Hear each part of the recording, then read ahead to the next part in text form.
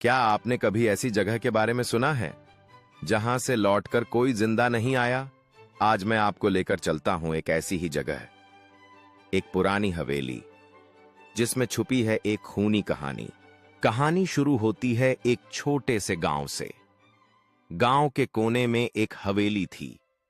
टूटी फूटी काली दीवारें, जर्जर दरवाजे और हवा में अजीब सी ठंडक। लोग कहते थे उस हवेली में एक श्राप है। 50 साल पहले यहां एक खौफनाक कत्ल हुआ था और तब से उसकी आत्मा अब तक भटक रही है। एक रात 3 दोस्त आरव, कबीर और रिया ने तय किया कि वे उस हवेली में जाएंगे। बस अफवाह है, सच कुछ नहीं, आरव हंसते हुए बोला।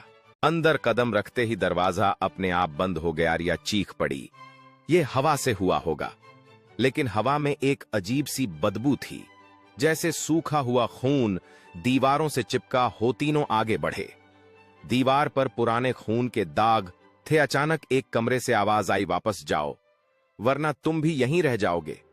कबीर डरते हुए बोला, किसने कहा? लेकिन वहां कोई नहीं था, बस एक पुराना आईना, और उस आईने में उनका अक्स नहीं बल्कि एक औरत का चेहरा था जो पूरे खून से लथपथ था। वो औरत चीखते हुए उनकी तरफ बढ़ी। आरव ने रिया का हाथ पकड़ा और तीनों सीढ़ियों से नीचे की ओर दौड़ पड़े। नीचे एक दरवाजा मिला जिस पर ताला था, मगर चाबी कहीं नहीं थी। तभी पीछे से वही आवाज, तुमने मेरा सुकून छीन लिया, अब तुम यहां से जिंदा नहीं जाओगे।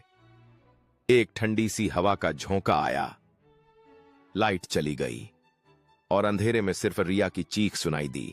गांव वालों ने हवेली के आसपास इकट्ठा होकर एक दूसरे से डरावनी कहानियां सुनाना शुरू कर दिया।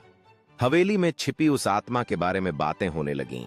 गांव वालों ने अगले दिन हवेली के अंदर देखा तो बस एक मोबाइल पड़ा था जिसकी स्क्रीन पर लिखा था, मैं वापस नहीं आऊंगी। और तब से उस हवेली में एक और आत्मा का इजाफा हो गया।